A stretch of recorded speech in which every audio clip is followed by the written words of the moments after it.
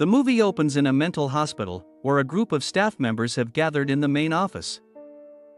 The group includes security personnel, Jeeves, Noob, Stephanie, Mel, and 2 nurses, Hickey and Fiona. Today is their last day of work, as the government has decided to shut the place down. A cleaner named Andy arrives and mentions that he's worked here for 30 years and will surely miss the place. However, most younger employees are happy because they dislike this place and are moving on to better opportunities. But the old security guard Jeeves says he's looking forward to his retirement, as he's done with working his entire life. In another room, we see a psychiatrist named Ashley and her boyfriend Mason, who is the chief security guard. She suggests that they should reveal their relationship since the place is closing, but Mason responds that everyone knows about it anyway, which leaves Ashley surprised. Soon, Mason receives a radio call from an old woman named Maisie, who works as a superintendent in the facility. She immediately summons him to the office and instructs him to bring Ashley as well.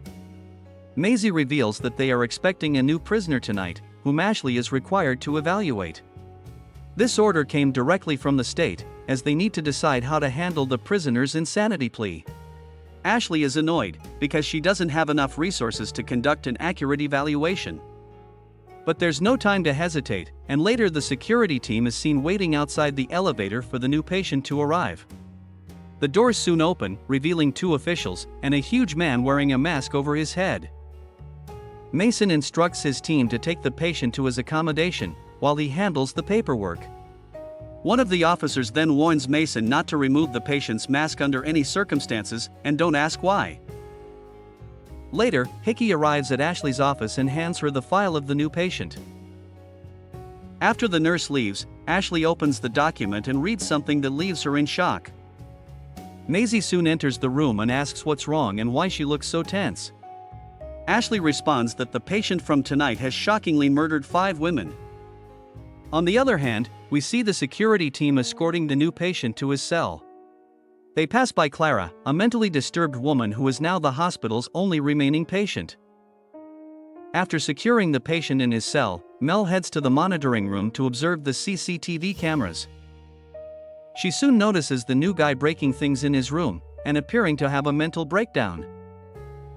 Elsewhere, Ashley informs Mason that she can't review this patient, but doesn't provide any valid reason.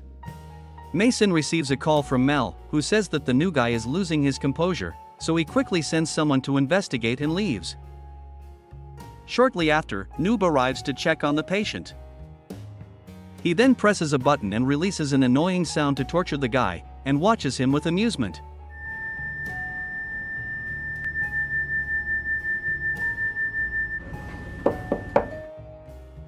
Afterward, Noob heads into one of the toilet stalls to relieve himself.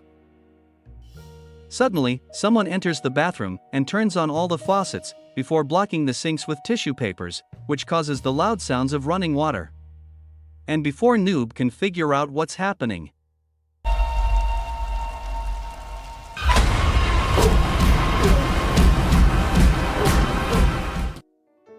the new patient gives Noob like 100 brutal punches until the poor guy stops moving. In the control room, Mel soon notices that the new guy has somehow escaped from his cell, so she immediately announces over the speakers that the deranged patient is out of confinement. This leaves all the employees visibly shaken and confused, while the killer also hears the announcement. Mason then decides to prepare the building for lockdown, and activates a system that seals all doors and windows so the patient cannot escape. Meanwhile, Ashley is in her office with Maisie and Andy, and they have locked themselves in for safety. Elsewhere, Mel checks all the CCTV cameras, but is unable to locate the patient, which leaves her increasingly worried.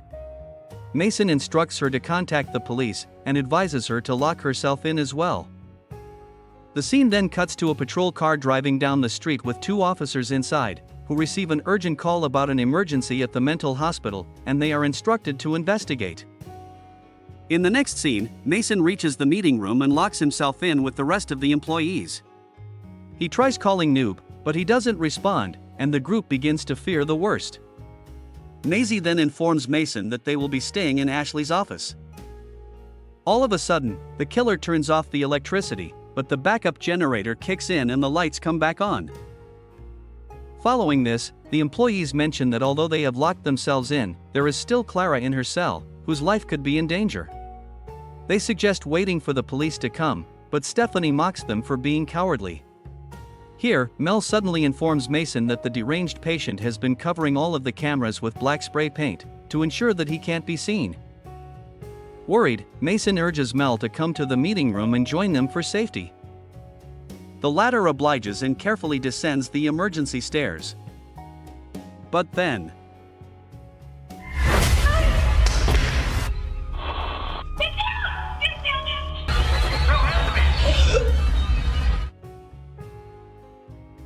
Her screams are heard by the team through the walkie-talkie, but they are helpless to do anything, and Mel ends up being brutally murdered. Realizing the gravity of the situation, Jeeves suggests they make a discreet exit, and let the cops handle it. But Stephanie is confident that they can handle one man and suggests attacking him together, but Fiona doesn't agree with this. Mason then contacts Ashley to ask about the patient, and what's written in his file.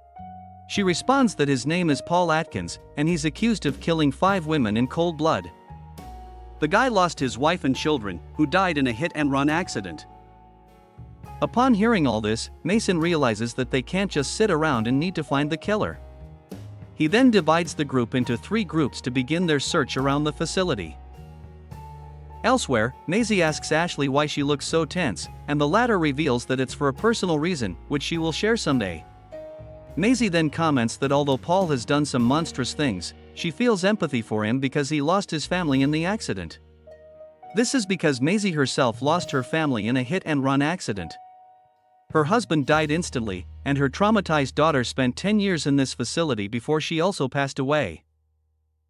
In another scene, we see Jeeves and Hickey walking down the corridor in search of Paul. Jeeves reveals that in his entire career of working here, he has never encountered anything like this before.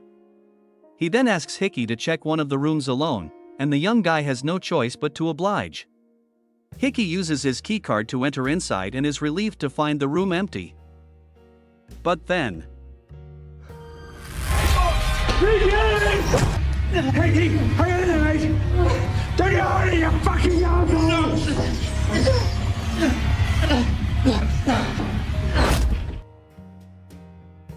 The door is locked from inside, leaving Jeeves outside, and the psycho proceeds to kill Hickey.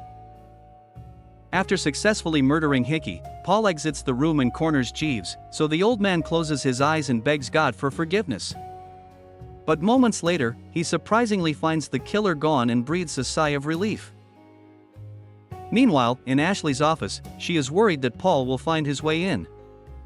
Ashley then asks Maisie what she would do if she found the person who killed her family, but the question leaves Maisie bewildered. Elsewhere, we see Fiona and Stephanie searching for Paul. They are gossiping when suddenly, Paul sneaks up on them and drives a meat cleaver into Stephanie's head. A terrified Fiona manages to run away from the scene while being chased by the psycho. She eventually arrives at the garage, but the door is closed due to the lockdown. Unfortunately, Paul soon arrives, prompting Fiona to hide behind a car. It seems like she has succeeded in evading him, but the killer eventually finds her. He uses a trash bag to suffocate her to death. On the other hand, 2 officers arrive at the hospital in response to the emergency call earlier. They inspect the area and suspect that someone has pranked them because the place appears to be empty and uninhabited. This is due to the lockdown procedure, which has barricaded all entry and exit points to the building, which they're unaware of. The officers simply inform their superior that they found nothing unusual, and leave to resume their patrol duties. The scene then cuts to Ashley, who is half asleep, and having nightmares of Paul strangling her. A worried Maisie thus wakes her up, and reveals that she was screaming and sweating in her sleep. Here, Ashley once again asks Maisie what she would do if she found the person who killed her family. The old woman responds firmly that she would seek justice, and kill the perpetrator who caused her so much pain. In the next scene, we see Jeeves, Andy, and Mason arriving at the garage, and Jeeves wonders why the police haven't arrived yet. They then try to contact Stephanie on the walkie-talkie, but receive no answer. They also grow worried about Clara, and decide to check on her, but Mason leaves to attend to another task and assigns the responsibility to the other 2. But unbeknownst to them, Fiona's mutilated head is just inside the trash can there. Shortly after, Jeeves and Andy go to Clara's cell and are relieved to find her safe. They decide to take her to the office, but Andy is startled when he notices Paul in the distance. He then makes the unexpected decision to lock Jeeves and Clara in the cell to keep them safe. Jeeves desperately attempts to open the cell door, but Paul proceeds to brutally kill Andy outside. On the other hand, Mason enters Ashley's office. He informs them that they can't find Paul, and suggests calling the cops again. But Ashley explains that it doesn't matter because the facility is designed to ensure that once lockdown is activated, no one can get in or out. Mason then contacts Jeeves, who delivers the heartbreaking news about Andy's death. He also mentions that he's stuck in the cell with Clara, and asks for the cell door to be unlocked. After the call, Jeeves begins to grow increasingly tense, so he takes some medication to calm himself. Meanwhile, Mason talks about Paul, and learns that the driver who killed his family had run off. Mason believes that something or someone in the facility must have triggered Paul, causing him to go on such a violent rampage. Next, Mason uses the speakers to address Paul, saying he knows about his family and feels sorry for what happened. He tells Paul that he needs to meet him for a conversation, and assures him that he has no intention of hurting him. Mason then heads downstairs, where it seems like Paul wants to cooperate, but the idiot Maisie abruptly asks Mason via walkie-talkie if he trapped the killer. This enrages Paul, so a terrified Mason flees with the killer in pursuit. Fortunately, Mason manages to deceive him, and flees from his sight. We then return to Ashley, who approaches Maisie and reveals a shocking truth. It turns out she was the one who accidentally killed Paul's family and drove away. This leaves Maisie flabbergasted as she didn't know that Ashley was the reason all these employees died. The psychiatrist says she didn't mean for any of this to happen. She begs Maisie not to tell anyone, but the old lady wonders how Ashley can sleep at night after everything that has happened. Ashley continues apologizing, so Maisie says it's not her she should apologize to, but to Paul and the families of all those people who died tonight. The scene then cuts to Jeeves, who has now been released from the cell and is in the elevator. He is so disturbed by the events of the night that he begins to suffer a heart attack. Jeeves tries to take his medication, but unfortunately, he's too weak and eventually passes away. Elsewhere, we see a mentally disturbed Clara dancing in the corridors, unconcerned about the chaos around her. In another scene, Maisie calls Mason and claims she has something important to tell him. But he asks her to take the facility out of lockdown and then put it back under his command. Ashley tries to stop Maisie, saying it's her job to handle it, but the old woman doesn't care and insists that either she tell Mason the truth herself, or she will. Maisie then goes to the control room and presses a button to temporarily lift the facility's lockdown. Elsewhere, Mason arrives at one of the cells, quickly followed by Paul, and he orders Maisie to reactivate the lockdown. He actually plans to sacrifice himself and trap Paul in a room, so that he is unable to commit any more murders. But then, Ashley arrives at the cell and uses her keycard to enter. She speaks to Paul, saying she knows his wife's name is Sarah, finally revealing that she was the one who hit and ran over Paul's family. Hearing this, Paul approaches to attack her but is stopped by Mason, so the killer relentlessly stabs him until he dies.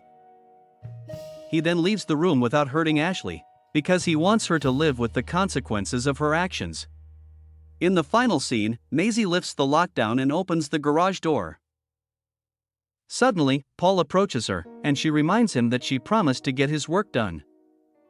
In a shocking twist, we find out that Maisie was actually helping Paul all along in his violent rampage. She then asks him to hand her a keycard and a sharp object, which he used to open his cell door and move freely throughout the facility. Thus, we reach the end of this movie. Thanks for watching. If you like the movie, support us. Don't forget to subscribe for more movie recaps. See you in the next movie. Goodbye.